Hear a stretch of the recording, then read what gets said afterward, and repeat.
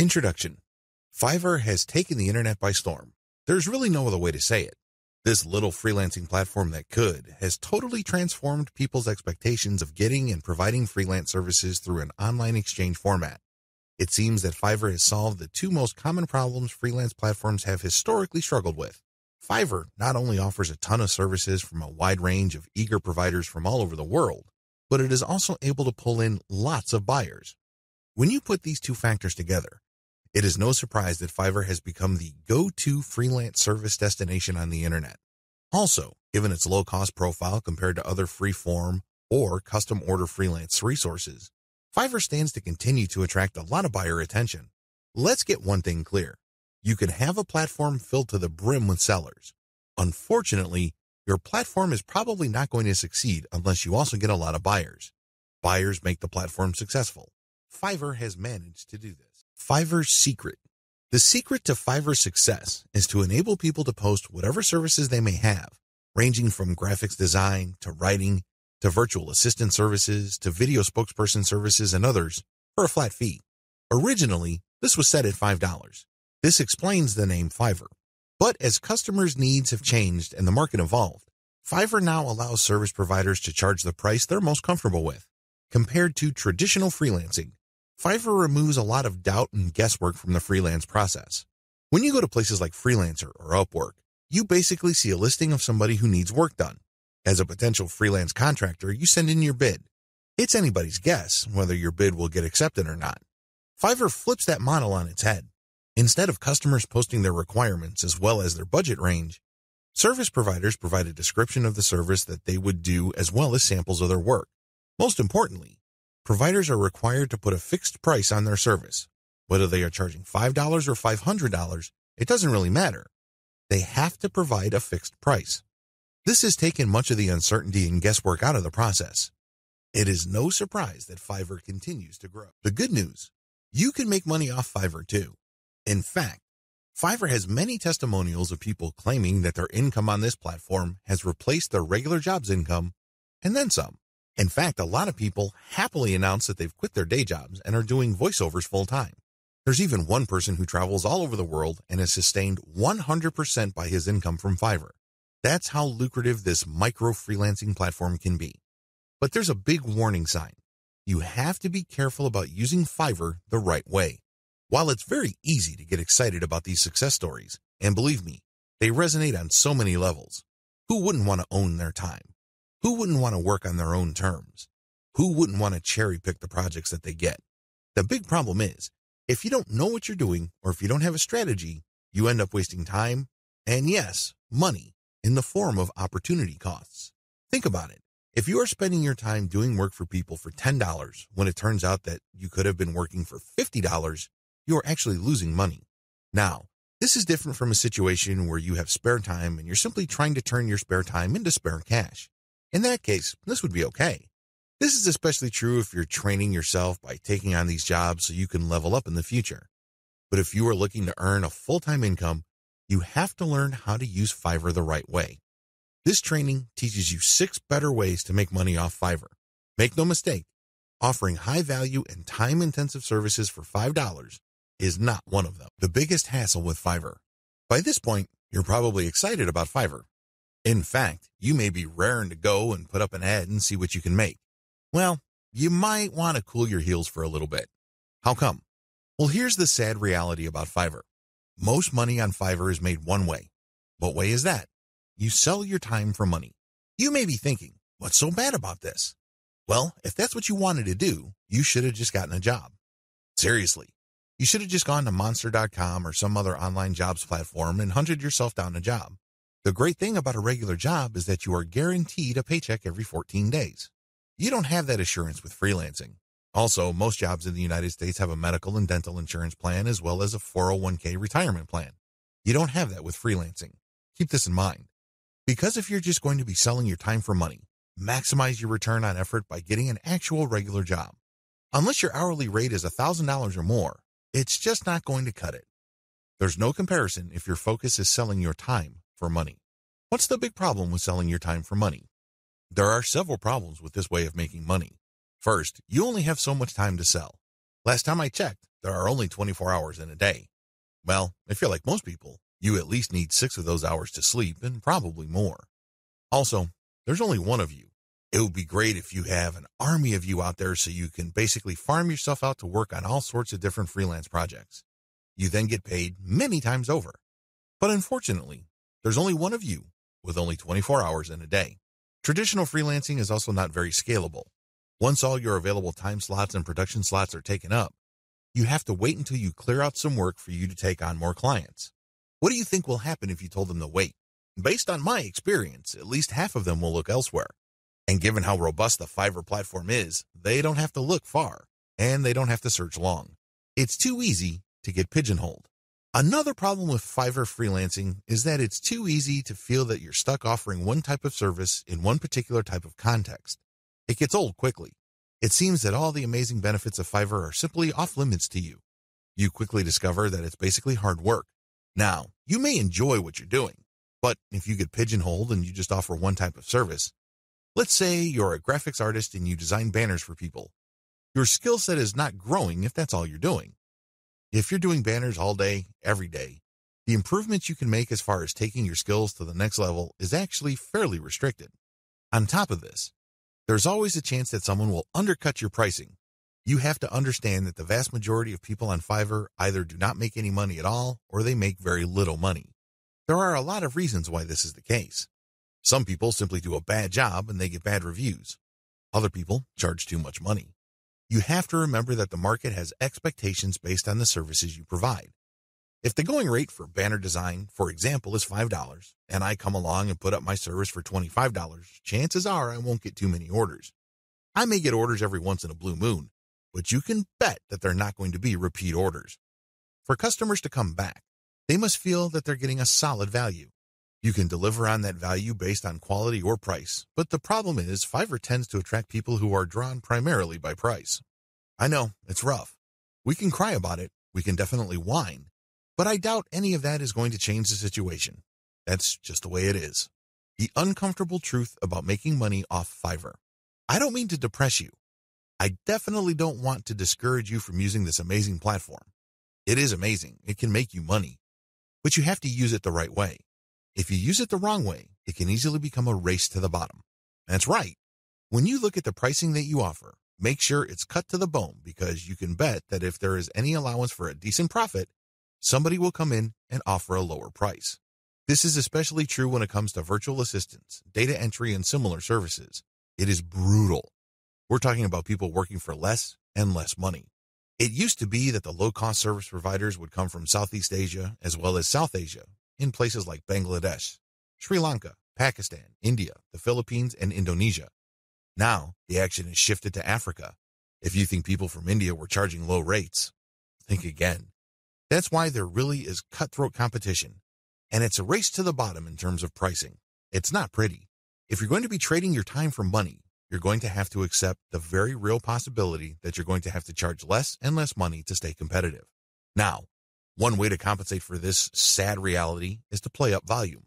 You can cut your pricing to the bone so as to drive up volume. This sounds great, but the problem is there's only one of you. If you're like most people, you probably would want to spend some time with your family. You probably would want to read and spend some time on yourself and become a better person that way. Unfortunately, you can kiss goodbye to all that time because volume requires burning up tons of time. The bottom line, now that you have a big picture view of what Fiverr's promises are and what the perils of its reality are, I've got some great news for you. You don't have to play the Fiverr freelancing game to lose. There are 6 better ways to make money off Fiverr. Starting with the next video, you're going to learn everything there is to know about playing the Fiverr game the right way. I'm going to teach you how to play the Fiverr freelancing game to win. 6 better ways to make money off Fiverr. This video is an overview of the 6 different methods anybody can use to make real money off Fiverr. Let's get one thing clear. If you want to make chump change or beer money, Fiverr is the place to be. There are lots of graphics designers designing banners from time to time or ebook covers once a week who make enough money to buy beer on the weekends. However, if you have a family to support or if you want to make real money, you need to think big. You need to think outside of the traditional freelancing box. In other words, you have to decide on and commit to making money without trading in your time for money. At the very least, you're going to have to commit to and dedicate yourself to charging a lot more for your time. These are the two key elements that include all 6 of the methods I'm going to share with you in this training. Always keep your eyes fixed on the problem you're trying to solve, selling time for money. Method number 1, offer premium value-added services. Method number 2, bundle others' services and sell turnkey assets. Method number 3, bundle others' services and sell operational assets. Method number 4, buy services that help you buy resellable high-value assets. Method number 5, resell cheap Fiverr services at other higher-value locations. Method number 6, use Fiverr services to build your own assets. These 6 methods have varying requirements of time, focus, and capital. Regardless, if you use one, a few, or all of them, you can make quite a bit of money. A lot of this income can happen on autopilot. I know it sounds exciting. Well, let's jump in, starting with video 5. Offer premium value-added services. This way of making money off Fiverr actually involves you trading your time for money. Now, don't get upset. Don't finish this training just yet. Give me a chance to explain. The big difference is you pick higher premium services. This is the key. There are many services you can offer on Fiverr. Unfortunately, given the geographic distribution of service providers, you're going to get caught in a race to the bottom. That's right. There are people who are ready, willing, and eager to work 10 hours for $5. Are you willing to do that? If you're like most people who live in America or Western Europe, the answer should be a resounding no. After all, you value your time. If you just wanted to earn $5 for 10 hours of work, you probably would be doing something else. There are a million other things that you could be doing in your neck of the woods to earn far more money than $5. Let's not kid ourselves. However, that is always a possibility if you are careless regarding the service you offer. The first thing that you need to do is to pick higher premium services you can offer. If you type in a skill set or a service and it turns out that the average fee charged by the provider of that service on Fiverr is $100 or $200, then you may be onto something. Additionally, you can bundle many different tasks that you do yourself and you charge a premium. Here are some examples. If you want to just offer premium services and get paid more for every hour of actual work you do, then you should switch from SEO writing or regular website copywriting to higher value writing markets like technical writing, handbook writing for products, sales copywriting, or medical writing. Similarly, certain types of academic writing usually involving PhD dissertations pay a lot more money. You can also bundle services along with your main service. You're still offering writing services, but you would include a lot of add-on value. For example, you're offering SEO writing. Their client gives you a keyword and you write a 1,000-word article. Well, that kind of service is currently getting $5 on Fiverr. But you may get away with charging $10 or $15 for that same service if you add pictures to the text that you produce, format it so that it's more readable, and upload it to your client's WordPress website. Generally speaking, when people see add-on services put together in a bundle, they are more likely to pay extra. Advantages. There is really one advantage worth talking about here. You get a higher dollar value per unit of time and work you put in. You end up working less and earning more than the normal way of making money on Fiverr. Disadvantages. To offer premium services, you must first know how to perform such work. This requires mastery, expertise, credibility, and authority. In other words, you have to pay your dues. This is not something that you achieve overnight. I can't call myself an SEO expert after reading an online book or a couple of blog posts on SEO and then start offering that service on Fiverr. If I were to do that, people will see me for the fraud that I am, and I can only imagine what kind of reviews I'll get. It all boils down to results, and it takes quite a bit of time, effort, and focus to become an expert that delivers the kind of results the market demands. Are you willing to put in that time? Also, the higher value of the service, the more specialized it becomes. This increases the dollar value for that service. So far, so good, right? Well, here's the problem. This is basic economics. When the price of anything goes up, the demand usually goes down. That is the bottom line. People are always looking for cheaper alternatives. People are looking to break up expensive items into cheaper parts. There are all sorts of coping mechanisms to high prices. Your service is not immune to these. This might translate to limited demand. Now, this doesn't mean that this is the end of the world.